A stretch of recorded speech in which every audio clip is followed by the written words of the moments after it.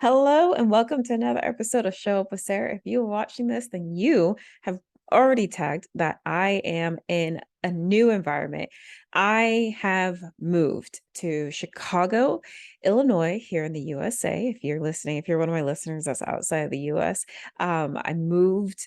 And by the time that you will hear this, actually, I don't know when I'm going to publish this, post it, but by the time you hear this, it will be at least a week after I've moved. And so I decided to go a little casual. If you're watching this, you also see that I am wearing my Do the Hard Show Up hoodie that is available on my website at sarahhips.com/gear.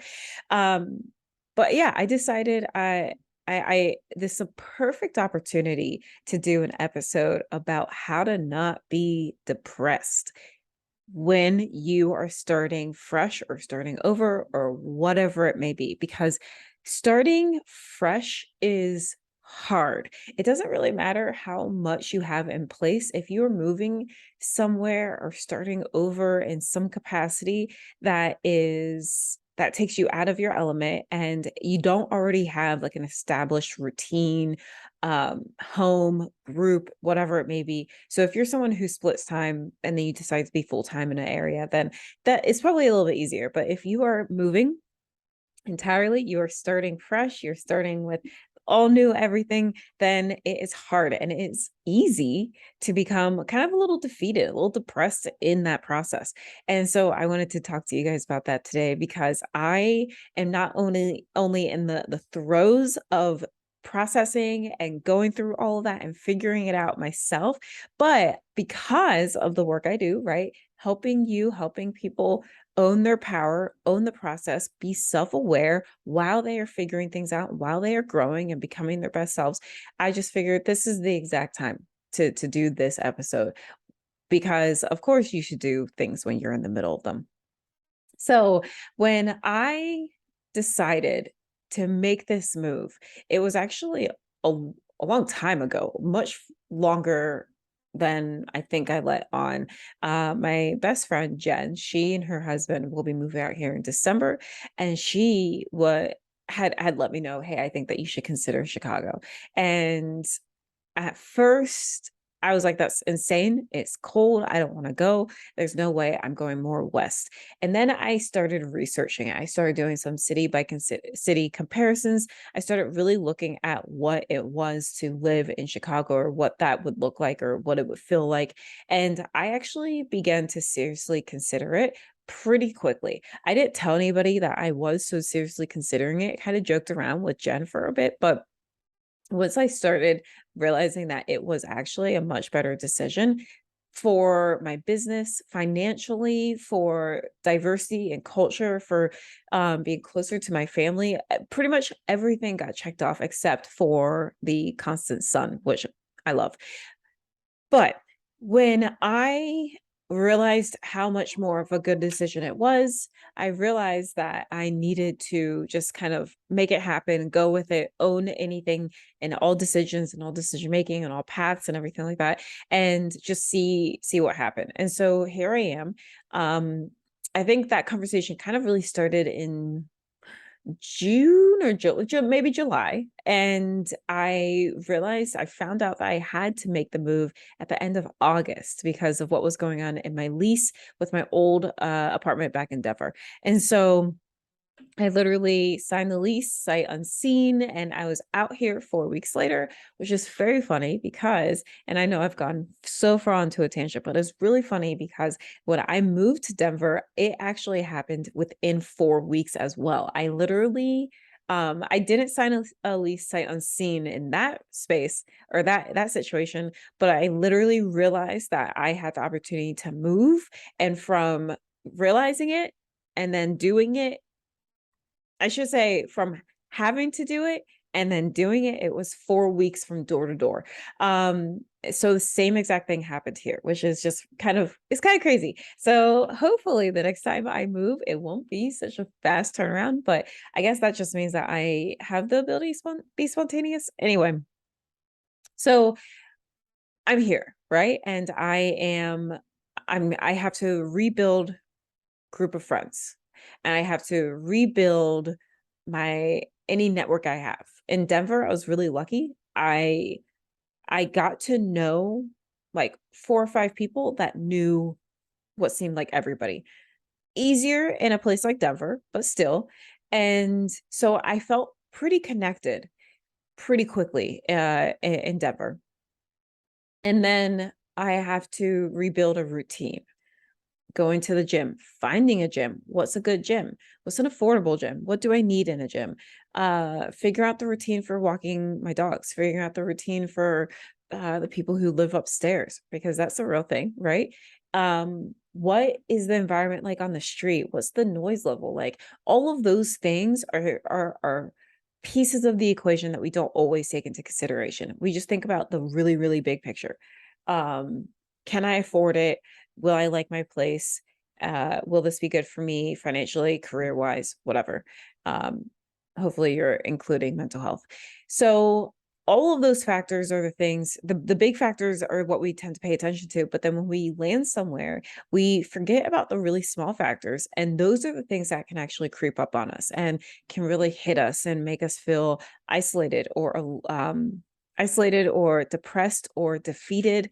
And I will be honest, so far, I have only been here for a little bit, and I have already kind of felt a little defeated because of those small things. And all of those small things are things that are outside of our control. And if you know anything about me, you know that I really love being in control. And so when we are experiencing a new environment, we think about everything that we can control, but we don't really give any credit and think about the things that are outside of our control. So, sure, it was outside of my control whether my car could 100% get here or not. She's an old bird, 1995 4Runner, and she was hauling a trailer bigger than her. Uh, it was fully possible that she could not make it here in one go. And I decided to just push her and make her do it. She did it. Super great. However, it could have gone a different way, but I did everything in my control. Got her looked at, had her brakes checked out, got new tires, had her oil checked, her belts checked, electrical checked. I mean, everything was triple checked before we left. I did as much in my control. Now, things like the noise level of the street or the people that live above me or the activity of the park that I reside next to. Those are all things that we don't sometimes think about and are very much out of our control. So what happens when we land somewhere, we start over, we get to a new job, we get to a new space financially, we move to a new place, and we get hit in the face with the stuff that we cannot control, that we may not have thought all the way through. What tends to happen is that we feel overwhelmed.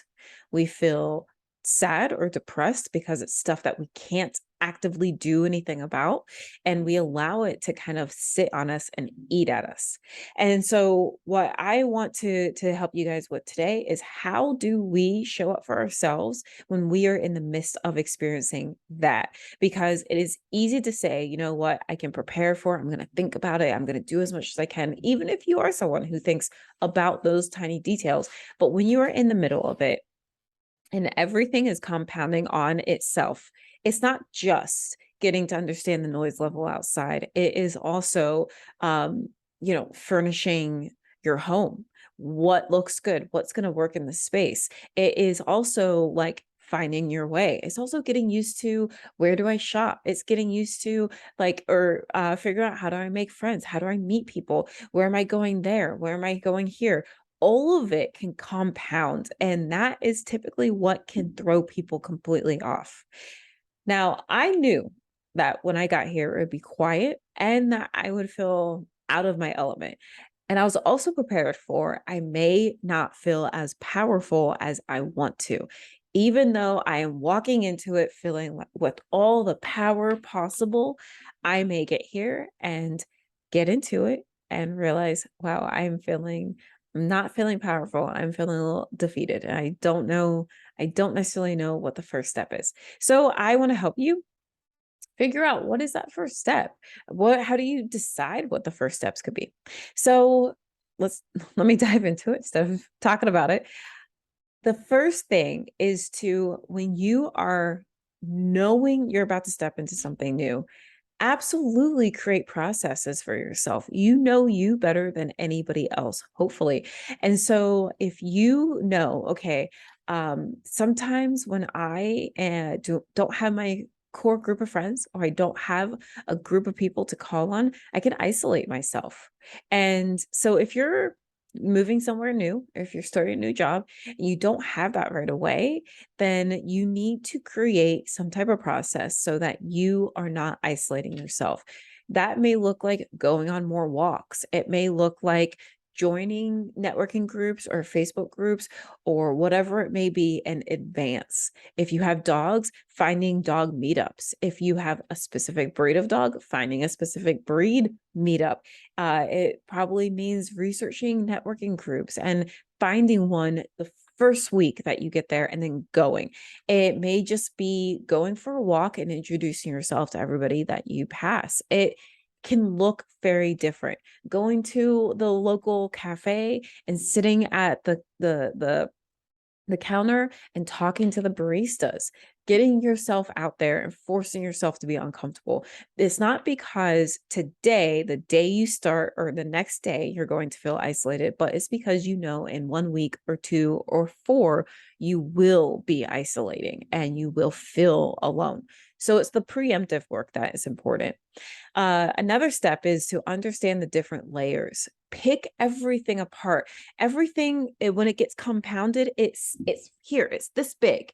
But honestly, you can stretch it and realize that's actually so much more. And when you stretch it open and you look at it piece by piece by piece, you recognize, okay, you know what? This is fixable here. This is not. So I'm going to place it here. This is fixable here. This is not. I'm going to place it here. And so if we look at stuff that I've been stressed out about, okay, like, oh, I'm on a budget and I have to furnish my whole place and I'm just so overwhelmed and this just won't feel like home for so long. Okay, Sarah, calm down, right? One thing is, you spend money on a couch. For me, I'm talking about myself here, obviously. Spend money on a couch. You have a couch. The couch is coming. If you're watching this, you see the couch is here, right? But this morning or yesterday, the couch wasn't there. So, okay, I already took action on something. Okay, the couch is already coming. Okay, we're just feeling like it's not complete. And the reality is that it's not going to be complete for a while. Do we have anybody or any resource to figure out how we can decorate our place? Where are we looking? Are we taking actionable steps to find things that are within budget that we also, excuse me, that we also need? If we are doing all those things, then the only thing that we are fighting is time, the time it takes to emotionally and mentally adjust to a new environment. We were at home, now we are not. We technically are, but it doesn't feel like it. So when we are adjusting to something new, we have to be able to identify what is tangible, what can be fixed, and what is just fighting time. Because time is the biggest thing that we need when we are adjusting to something new. And when we are fighting time, that is actually usually what puts us into a place of overwhelm or depression or a feeling of defeat because we want to feel and achieve and get and have within a timeline that we want and is not the actual timeline that's feasible. It will take weeks to feel like we are kind of at home. And it will take months until we feel like we actually live here. So if you are experiencing a new environment, then yeah, uh, stretch it out. Look at every single piece of what you are stressing out about or what you were feeling emotions about. Ask yourself, what can I fix? What can I not? Move things over and look at the things that you can fix. If part of the routine is finding a gym, then guess what? It's just a matter of going to the different gyms and doing passes so that you can experience them and feel them and get yourself into a routine of going to the gym at a certain time, right? Those things are actually much easier, but they're so much harder to identify when we are so stuck in the everything and not the day-to-day or the small pieces that can be tangibly looked at. And I need you to really reflect on the idea of fighting time because we do it in all capacities. We start a business and we want the business to explode or do well right now. We break up with someone and we want to be over them and we want to be good ASAP. We experience so many moments where we want things to be on our timeline. And when they aren't happening, we want to fight time so bad. And all that does, like I said already, all that does is it puts you in a space of defeat because you cannot fight time. And it puts you in a place of depression because you feel defeated because you're fighting something that cannot be fought. So when you are starting fresh, when you're starting over, remind yourself all the time, the only thing that I cannot control is the amount of time it takes for me to achieve or receive or feel a certain way. I have to allow those things to come to me as long as I'm doing everything I can to bring myself to them as well. So obviously you can't just sit back and hope that friends show up, right? No one's going to break down your door and ask to be your friend. If anybody's breaking down your door, more likely they are not asking to be your friend. So you can't just sit back and wait for it to happen, obviously. But if you are doing everything you can, if you're going on the walks, if you're sitting at the bar, if you're going to the meetups, if you are going to the networking events, then you're doing everything. You're doing it and it will happen. And as we know, if we remember from grade school to high school to college to post college to our first job, it is almost always a matter of you're kind of looking around for a place to sit and you're kind of hoping that someone will invite you to sit and then you say hi to the right person and then boom, you have a friend and then it grows and then it cascades. That is pretty much what happened at my job at in Arlington, Virginia, at National Apartment Association, where I became friends with someone, and then it was easier to be friends with everybody else. I became friends with Jen, and now here she is, stuck with me, like 8,000 years later. Like, so we all know that this is what happens. It takes time, and you have to remind yourself all the time that in the midst of it, time can feel like a great counting grains of sand. It is forever when we are in it and we want it to go faster. But when we look back, it happened in no time. We don't even remember how it went, how quickly something happened. We don't remember half of it because time is fickle, right? So to keep going, you have processes that you are preparing yourself for with.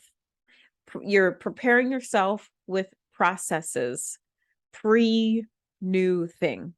Then you are not fighting time and you are taking how you feel and you're stretching it open to look at every single possible thing. What is tangible? What's intangible? What can be fixed? What can't be fixed? And then do. The last thing, and I know it feels like it should be so many things, but the last thing is to remind yourself of who the F you are. Because when you are feeling defeated or overwhelmed, or like you have no control over certain things, and your list of what you have control over is shorter than what you don't have control over, then it's super easy to lose all of your power. Trust me on this. So it is on you alone, to wake up, look in the mirror, and tell yourself who you are in that moment.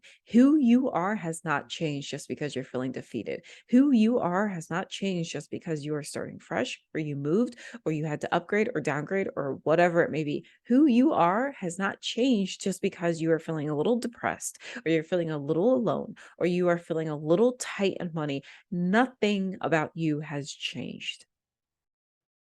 The only thing that is a little different is that you are braver. You are more courageous. You have taken a step in faith. You have done what you have needed to do. You actually are more powerful. You are stronger. You are more of yourself. You have more experience right now, today, than you did the other day. You are more in this moment because you did something that you had to do, or you did something that you wanted to do. It doesn't matter how it feels today. If it feels like, did I make the right decision? It doesn't matter if it feels a little overwhelming. It doesn't matter if no one is around to see what you are doing. It doesn't matter if no one is there to pat you on the back. You did it. Whatever it is, you did it. You are more of your own power. The problem is that you are allowing yourself to not own it, and you're giving it away to the things that you do not have control over. So it is your job to wake up, look in the mirror, and tell yourself who the F you are. Remind yourself, I did this. And before I did this, I was all of these things. I still am all of these things. The reality is that if I am owning my power, if I am owning who I am, today may feel a little quiet. Today may feel a little tight. Today may feel a little out of control. But I have never been someone who has not built a network. I've never been someone who has not built a group of friends. I have never been someone who has tucked tail and run away. I've always been someone who has figured it out. I need you to hear that because I'm not alone. I am one of so many. Sorry about the city there. I am someone who has always figured it out. So when you are sitting there and you are feeling like, man, Sarah, I made this move and I don't know if it's the right move, feeling alone, feeling like I don't know what the F I'm doing, ask yourself, any moment that you have ever felt like, I don't know what I am doing, did you figure it out? Did you get an answer? Did you do and show up and grow? Yes. More than likely, yes. You're listening to this? Yeah. You've made it. You've figured it out. Even if the answer was go home, you got yourself to understand that. And you did the hard thing. You did the hard. So when you are feeling any of the emotions that make the power within you not as easy to get to, not as easy to tap into, not as easy to feel, then do the thing that you need to do. Go stand in the mirror, go put on a song, go work out. I don't care what it is. Figure that out. But tell yourself, here's who I am. I am someone who has always. I am someone who is more. I am someone who does hard. I am someone who shows up, who is capable, who is powerful. I own the decisions I make. I own the power I have. I own the actions I take. I own my ability to do hard things. And I own my ability to show up for myself every single day, even when the day is not as great, even when the day is a little tough, even when I am unsure, I show up. Say it to yourself as often as you need to. And I promise you, you will be able to shake off those feelings of defeat or overwhelm or depression. You will be able to keep stepping into your best self. You will keep showing up. Even when you feel a little shaky, you will keep showing up. And you will do so more magnanimously. I don't even know if you're allowed to say it like that, than anybody else. Because while other people are allowing their power to be shaken by the unknown, by what they don't have control over, by this period of time feels like defeat, feels like depression, feels like uncertainty. Therefore, that is what I am labeling this period of time. You are choosing to say, no, I am not fighting time. I'm allowing it to take place. And every single day, I also reinforce who the F I am because of what I am capable of doing, which is allowing time and allowing transition and growing and stretching myself. So I hope that helps. And if it doesn't, then I don't know what to tell you. If you are looking to be coached, if you're looking for a performance and opportunity coach here in Chicago, Illinois, let me know. I do in person now. If you are looking for a coach online, I am still very much an online coach. Reach out to me. Find me at sarahhips.com. Check the show notes. Check the YouTube description. I'm trying to think of all the places that this stuff might be. Find me on Instagram at SA Hips, HIPPS. I cannot wait to hear your feedback. I cannot wait to meet you. You are doing great. Thank you for listening.